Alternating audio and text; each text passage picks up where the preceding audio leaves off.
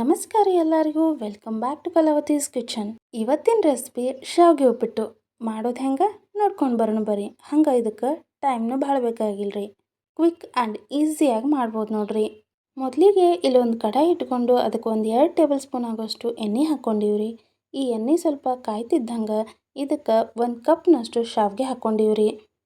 ನೀವು ಯಾವ ಶಾವಿಗೆ ಬೇಕಾದರೂ ತೊಗೋಬೋದ್ರಿ. ಅಂಗಡಿ ಒಳಗೆ ಸಿಗೋವಂಥದ್ದು ತೊಗೊಳ್ಬೋದು, ಇಲ್ಲ ನಿಮ್ಮ ಮನೆ ಒಳಗೆ ಮಾಡಿಸಿದ್ದಿದ್ರು ತೊಗೊಳ್ಬೋದ್ರಿ.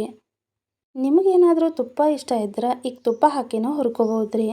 ಹಿಂಗೆ ಎಣ್ಣೆ ಅಥವಾ ತುಪ್ಪ ಹಾಕ್ಕೊಂಡು ಹುರ್ಕೊಳ್ಳೋದ್ರಿಂದ ಶಾವಿಗೆ ಉಪ್ಪಿಟ್ಟು ಉದುರಾಗಿ ಬರುತ್ತೆ ನೋಡ್ರಿ. ಹಾಗಾಗಿ ಸ್ವಲ್ಪ ಎಣ್ಣೆ ಅಥವಾ ತುಪ್ಪ ಹಾಕ್ಕೊಂಡು ಹಿಂಗೆ ಒಂದು 2 ನಿಮಿಷ ಹುರ್ಕೋಬೇಕ್ರಿ.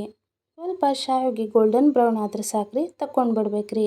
ನಿಮಗೆ ನಾವು ಮಾಡಿ ತೋರ್ಸಾತಿರುವಂತಹ ರೆಸಿಪೀಸ್ ಇಷ್ಟ ಆಗಿದ್ರೆ ವಿಡಿಯೋಸ್ನ ಲೈಕ್ ಮಾಡಿರಿ, ಶೇರ್ ಮಾಡಿರಿ ಮತ್ತು ನಮ್ಮ ಚಾನೆಲ್ನ ಸಬ್ಸ್ಕ್ರೈಬ್ ಮಾಡ್ಕೊಳ್ರಿ. ಈಗ ನೋಡ್ರಿ, ಹುರ್ಕೊಂಡಿರೋ ಶಾವಿಗೆಗೆ ಬಿಸಿ ಬಿಸಿ ನೀರು ಹಾಕ್ಕೊಳತ್ತೀವ್ರಿ. ನಾವು ಈ ಶಾವಿಗೆನ ಹುರಿಯುವಾಗ ಇನ್ನೊಂದು ಕಡೆ ನೀರನ್ನ ಕಾಯಾಗಿಟ್ಕೊಂಡಿದ್ದೀವಿ ನೋಡ್ರಿ. ಹಿಂಗೆ ಕಾಯ್ದಿರುವಂಥ ಬಿಸಿ ಬಿಸಿ ನೀರು ಹಾಕೋದ್ರಿಂದ ಈ ಶಾವಿಗೆನ ಬೇಗ ಬೇಯಿಸ್ಕೊಳ್ಬೋದು ನೋಡ್ರಿ. ನಿಮ್ಮ ಹತ್ರ ಏನಾದರೂ ಕಡಿಮೆ ಟೈಮ್ ಇದ್ದಾಗ ಈ ರೆಸಿಪಿ ಮಾಡತ್ತಿದ್ರೆ ಬಿಸಿ ನೀರು ಬಳಸ್ಕೊಡ್ರಿ, ಬೇಗ ಆಗುತ್ತೆ ಅವಾಗ. ನೋಡ್ರಿ, ಹಿಂಗೆ ಒಂದು 3 ರಿಂದ 4 ನಿಮಿಷ ಈ ಶಾವಿಗೆನ ಬೇಯಿಸ್ಕೋಬೇಕ್ರಿ. ಹಿಂಗೆ ಬೇಯಿಸ್ಕೊಳ್ಳುವಾಗ 1-2 ಸಾರಿ ಚೆಕ್ ಮಾಡ್ಕೊಳ್ರಿ ಬೆಂದೈತೆ ಇಲ್ಲೋ ಅಂತ.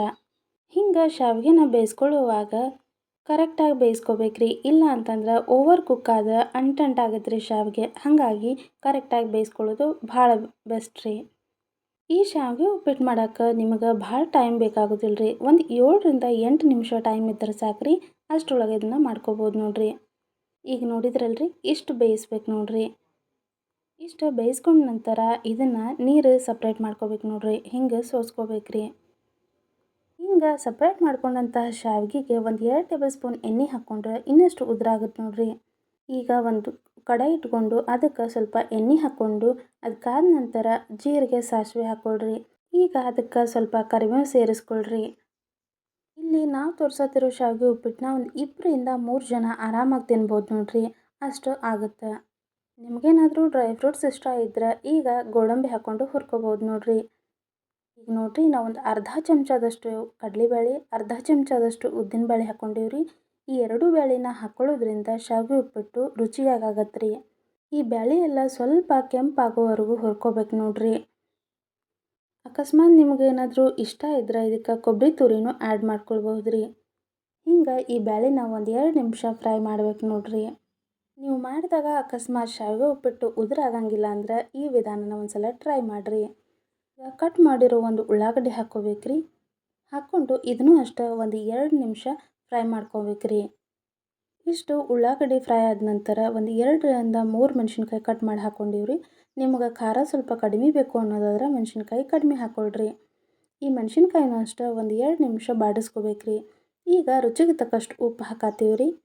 ಉಪ್ಪನ್ನು ಈಗ ಸೇರಿಸೋದ್ರಿಂದ ಹಾಕ್ಕೊಂಡಿರುವಂತಹ ಮೆಣಸಿನ್ಕಾಯಿ ಮತ್ತು ಉಳ್ಳಾಗಡ್ಡಿ ಜಲ್ದಿ ಮೆತ್ತಗಾಗ್ತಾವೆ ನೋಡ್ರಿ. ಹಾಗಾಗಿ ಉಪ್ಪನ್ನು ಈಗ ಸೇರಿಸ್ಬೇಕು. ಅಕಸ್ಮಾತ್ ಉಪ್ಪು ಏನಾದರೂ ಈಗ ಕಡಿಮೆ ಹಾಕ್ಕೊಂಡಿದ್ರೆ ಆಮೇಲೆ ಸ್ವಲ್ಪ ಸೇರಿಸ್ಕೊಳ್ರಿ. ಇಲ್ಲಿ ನಾವು ಒಂದು ಅರ್ಧ ಟೊಮೆಟೊ ಹಾಕ್ಕೊಂಡಿವ್ರಿ. ಅದಾದ ನಂತರ ಒಂದು ಅರ್ಧ ಕಪ್ನಷ್ಟು ಶೇಂಗಾ ಹಾಕ್ಕೊಂಡಿವ್ರಿ. ಈ ಶೇಂಗಾ ಎಲ್ಲ ಹಾಕ್ಕೊಂಡ ನಂತರ ಒಂದು 2 ನಿಮಿಷ ಹಿಂಗೆ ಫ್ರೈ ಮಾಡ್ಕೋಬೇಕ್ರಿ. ಇದಾದ ನಂತರ ಒಂದು ಚಿಟಿಕೆ ಅರಿಶಿನ ಹಾಕ್ಕೋಬೇಕ್ರಿ.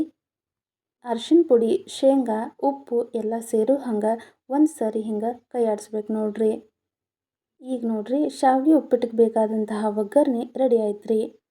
ಈಗ ನೋಡ್ರಿ, ಬೇಯಿಸಿಟ್ಕೊಂಡಿದ್ವಲ್ರಿ ಆ ಶಾವಿಗೆನೆಲ್ಲ ಹಾಕ್ಕೋಬೇಕ್ರಿ. ಹಿಂಗೆ ನೋಡತ್ತಿರಲ್ರಿ ಎಷ್ಟು ಉದುರಾಗಿ ಶಾವಿಗೆ ಬಂದೈತೆ ಅಂತಂದು. ಈಗ ಇದನ್ನೆಲ್ಲ ಹಾಕ್ಕೊಂಡು ಒಂದು ಸಾರಿ ಮಿಕ್ಸ್ ಮಾಡ್ಕೋಬೇಕು ನೋಡ್ರಿ. ಅಕಸ್ಮಾತ್ ಉಪ್ಪು ಏನಾದರೂ ಕಡಿಮೆ ಇದ್ರೆ ಇದೇ ಟೈಮ್ ಒಳಗೆ ಸೇರಿಸ್ಕೊಂಡು ಒಂದು ಸಲ ಚೆಂದಾಗಿ ಮಿಕ್ಸ್ ಮಾಡ್ಕೊಂಬಿಡ್ರಿ. ಹಿಂಗೆ ಶಾವಿಗೆ ಉಪ್ಪಿಟ್ಟನ್ನ ಮಾಡ್ಕೊಳ್ಳೋದ್ರಿಂದ ಶಾವಿಗೆ ಉಪ್ಪಿಟ್ಟು ಅಂಟಂಟಾಗೋದಿಲ್ಲ ರೀ ಮತ್ತು ಭಾಳ ಅಂದ್ರೆ ಭಾಳ ಕಡಿಮೆ ಟೈಮ್ ಒಳಗೆ ಜಲ್ದಿ ರೆಡಿ ಆಗುತ್ತೆ ನೋಡ್ರಿ.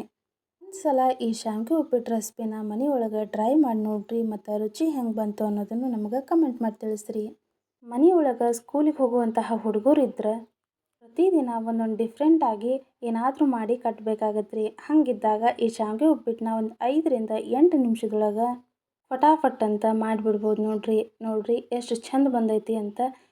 ಉದುರಾಗಿ ಬಂದೈತಿ, ಸ್ವಲ್ಪನೂ ಅಂಟಂಟಾಗಿಲ್ಲ, ಅಷ್ಟು ಟೇಸ್ಟಿಯಾಗಿಯೂ ಇರುತ್ತೆ ರೀ. ಒಂದು ಸಲ ನಾವು ತೋರಿಸಿರುವಂತಹ ವಿಧಾನನ ಬಳಸಿ ನೀವು ಶಾವಿಗೆ ಉಪ್ಪಿಟ್ಟನ್ನ ಮಾಡಿ ನೋಡ್ರಿ. ಮನೆ ಮಂದಿ ಎಲ್ಲರ ಜೊತೆ ಕುಂತು ಇದನ್ನು ಸವಿರಿ.